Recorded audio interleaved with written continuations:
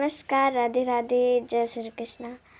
आज हम आप सभी को बलराम जी का कौरवों पर कोप और सांब का विवाह, इसकी कथा आज हम आप सभी को सुनाएंगे। जामवंती जी के पुत्र थे, उनका नाम था सांब। वो एक दिन कौरवों की सभा से उनकी पुत्री लक्ष्मणा को हर ले आए। दुर्योधन की पुत्री लक्ष्मणा थी। तो कौरव बोल रहे हैं, देखो तो इसकी इतनी हिम्मत, हमारी बेटी को हर कर लेकर चला गया। तो 6 महारथी सांब का पीछा करते करते आए। सांब ने देखा कि हमारा पीछा कर रहे हैं दुर्योधन, कर्ण और सभी उनके मित्र।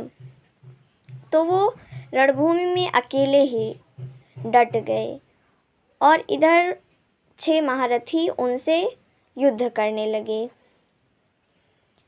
सांब ने एक एक बाणों से उनके 4 घोड़ों को, उनके रथों को और उनके सारथियों को मार दिया। इसके बाद 6 महारथी बड़े कठिनाई से सांब को हरा पाए और सांब को बंदी बना लिया, उन्हें बांध लिया। जब इधर पता चला कि सांब को उन लोगों ने बंदी बना लिया है तो बलराम जी को बड़ा क्रोध आया। वो युद्ध की तैयारी करने लगे, लेकिन तभी भी भगवान श्री कृष्ण ने समझाया कि एक बार जाकर शांति से उनसे बात कर लेते हैं। तो पहले उद्धव जी आए और उन्होंने कहा कि बलराम जी आए हैं और आपसे कुछ बात करना चाहते हैं।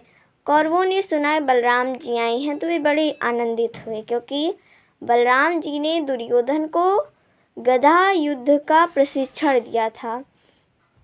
इसके बाद बलराम जी आए और उन लोगों से कहा कि आप हमारे पुत्र सांब और उसकी नववधू लक्ष्मणा को हमें दे दीजिए। लेकिन कौरवों को बड़ा ही घमंड था।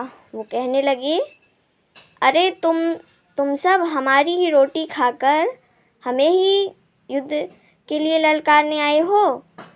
उन्होंने बलराम जी ने कहा था कि अगर आप लोग नहीं देंगे तो हम युद्ध करेंगे। तो कौरव को बड़ा घमंड था, उन लोगों ने नहीं माना। तो बलराम जी ने पूरी नगरी को डुबा देने, उन्होंने कहा अब हम तुम्हारी नगरी हस्तिनापुर को डुबा देंगे जल से।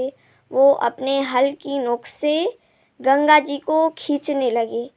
सब कौरव डर गए और वो बलराम जी के पास आए और कहे, अब हम आपको समझ गए हैं, आप ही शेष जी हैं, आपके ही ऊपर सारी पृथ्वी है, आप हमें क्षमा कर दीजिए। इसके बाद दुर्योधन ने अपनी पुत्री लक्ष्मणा का विवाह सांब के साथ कर दिया और बदले में बहुत सारा दहेज दिया।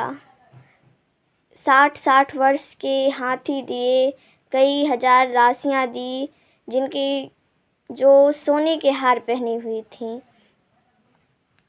और कई रथ भी दिए। इसके बाद सांब जी अपने द्वारिका आए और सांब जी और लक्ष्मणा जी का विवाह हुआ।